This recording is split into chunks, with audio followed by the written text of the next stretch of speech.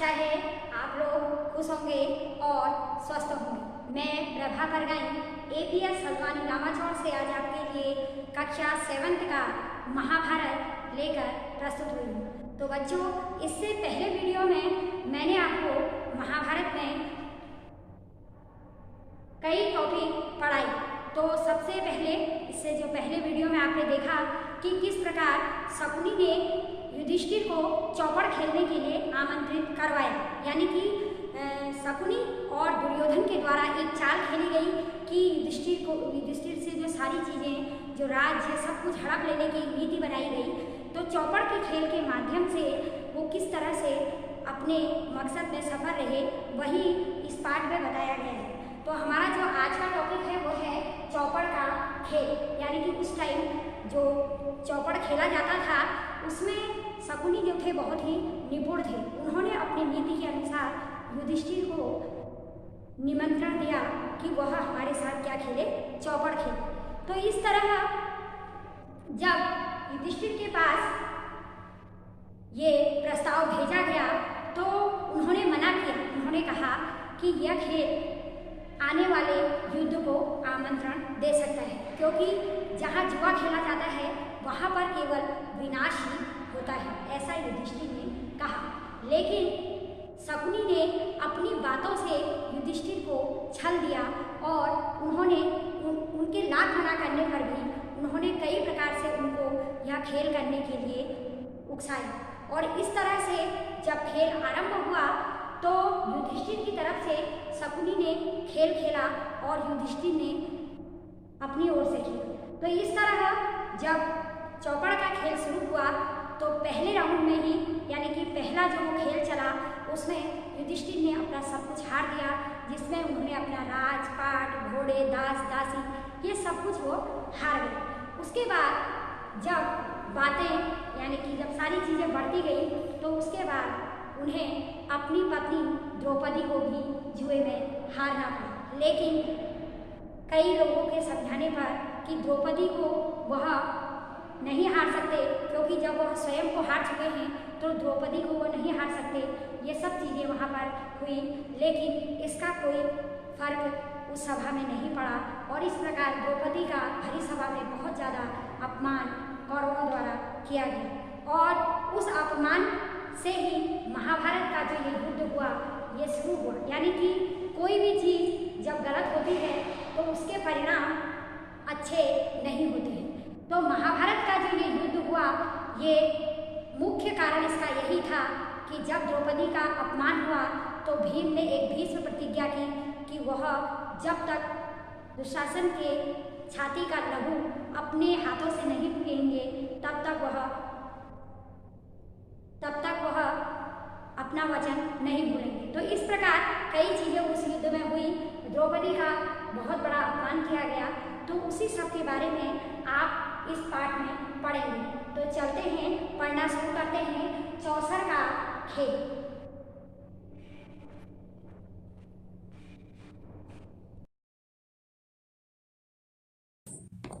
चौसर का खेल व द्रौपदी की व्यथा। धृतराष्ट्र की बात मानकर विदुर पांडवों के पास आए। उनको देखकर महाराज युधिष्ठिर उठे और उनका यथोचित स्वागत सत्कार किया। विदुर आसन पर बैठते हुए शांति से बोले, हस्तिनापुर में खेल के लिए एक सभा मंडप बनाया गया है जो तुम्हारे मंडप के समान ही सुंदर है। राजा धृतराष्ट्र की ओर से उसे देखने चलने के लिए मैं तुम लोगों को न्योता देने आया हूँ। राजा धृतराष्ट्र की इच्छा है कि तुम सब भाइयों सहित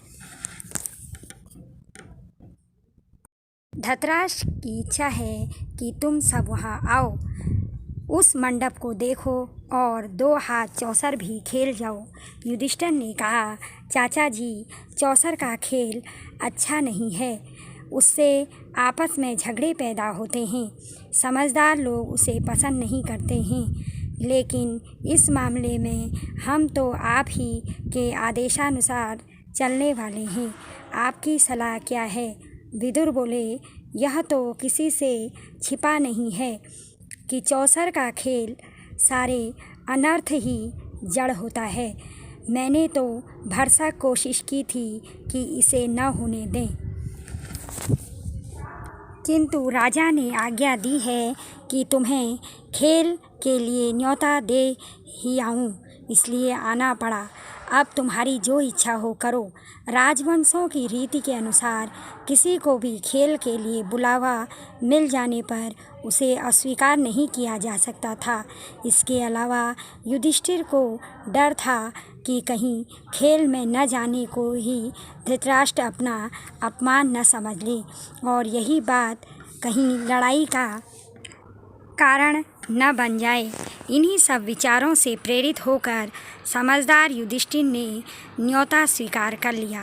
यद्यपि विदुर ने उन्हें चेता दिया था।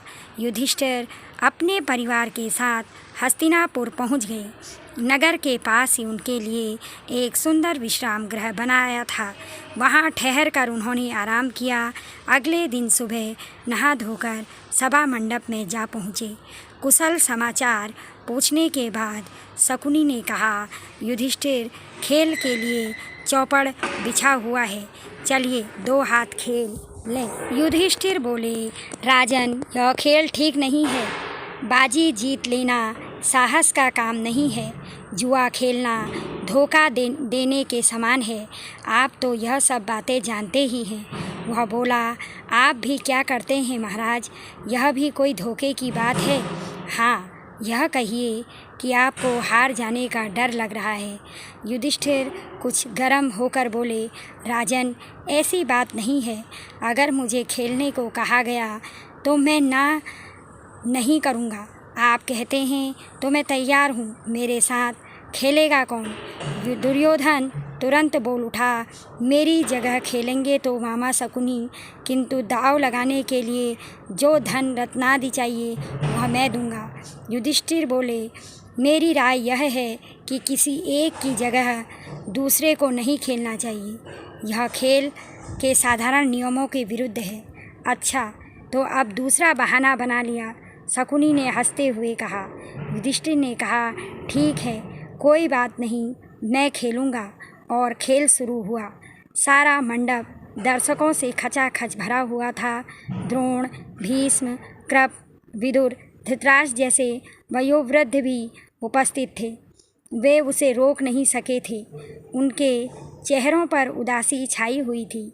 अन्य कौरव राजकुमार बड़े चाव से खेल को देख रहे थे। पहले रत्नों की बाजी लगी, फिर सोने चांदी के खजानों की, उसके बाद रथों और घोड़ों की। तीनों दाव युधिष्ठिर हार गए। शकुनी का पासा मानो उसके इशारों पर चलता था। खेल में युधिष्ठिर बारी बारी से अपनी गायें, भेड़, बकरियां, दास दासियां, रथ, घोड़े, सेना, देश देश की प्रजा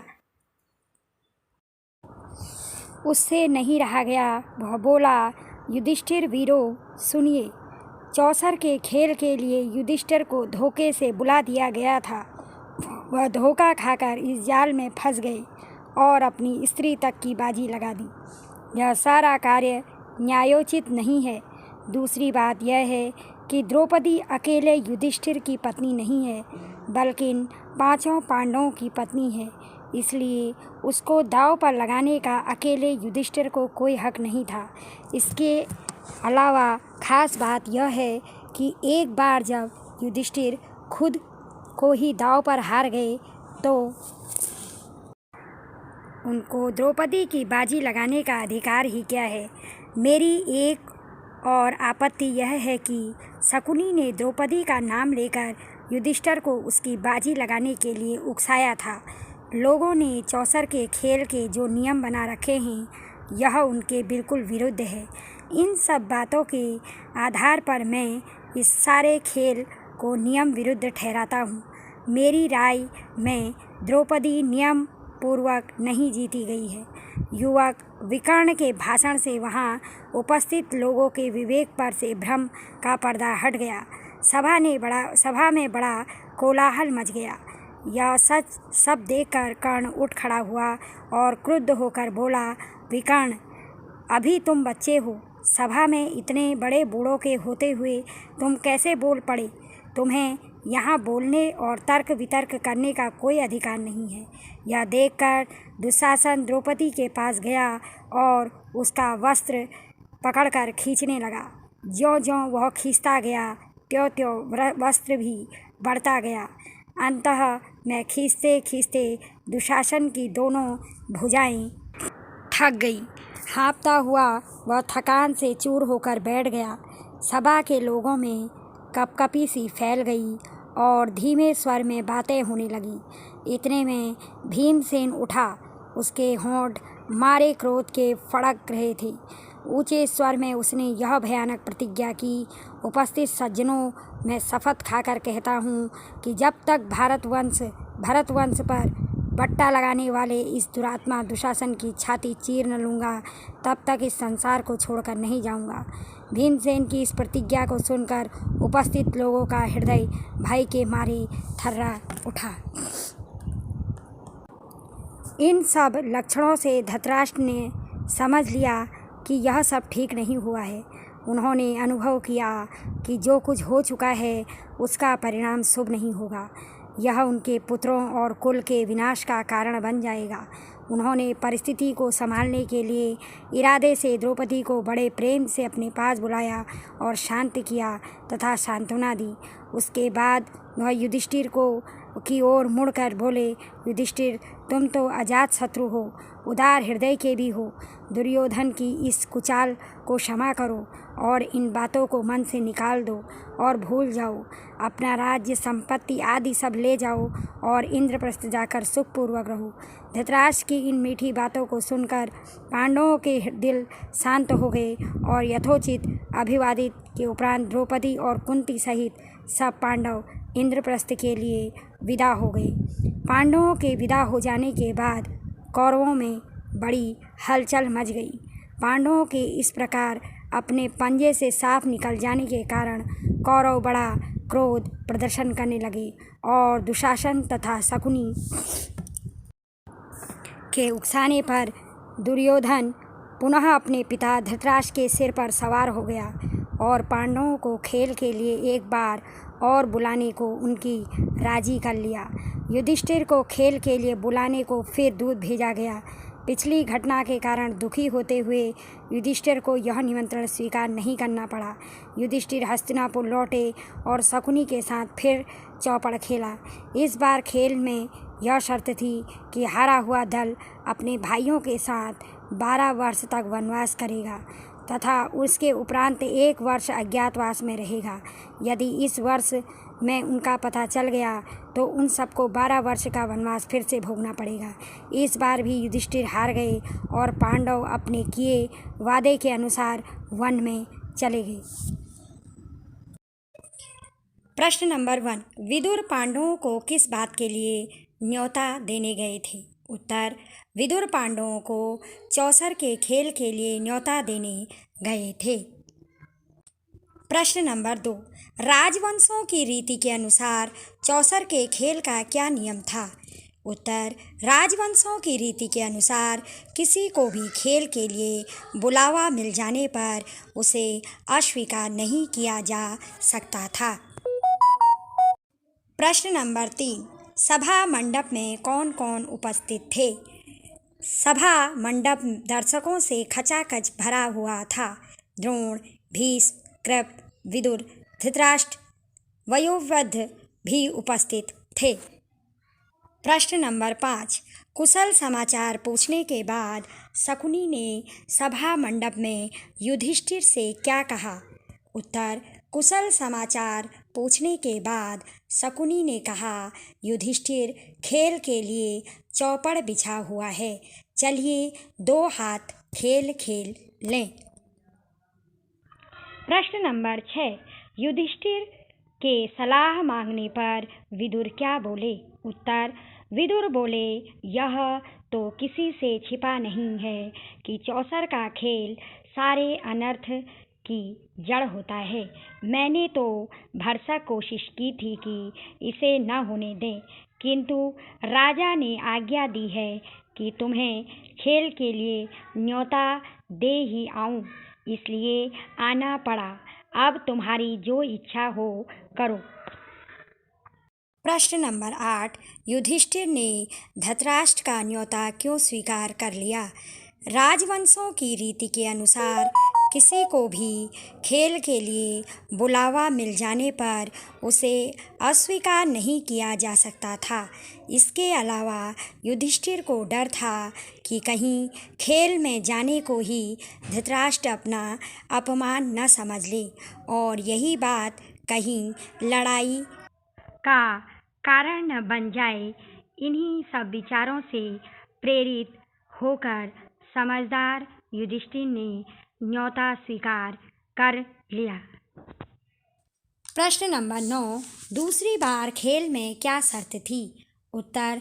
दूसरी बार खेल में शर्त थी कि हारा हुआ दल अपने भाइयों के साथ 12 वर्ष तक वनवास करेगा तथा उसके उपरांत 1 वर्ष अज्ञातवास में रहेगा।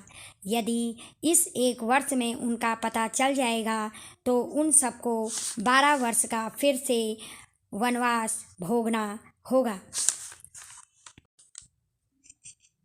अगला प्रश्न है, धृतराष्ट्र भयभीत क्यों थे? धृतराष्ट्र भयभीत थे क्योंकि उन्होंने समझ लिया था कि यह सब ठीक नहीं हुआ है। उन्होंने अनुभव किया कि जो कुछ हो चुका है उसका परिणाम शुभ नहीं होगा। यह उनके पुत्रों और कुल के विनाश का कारण बन जाएगा।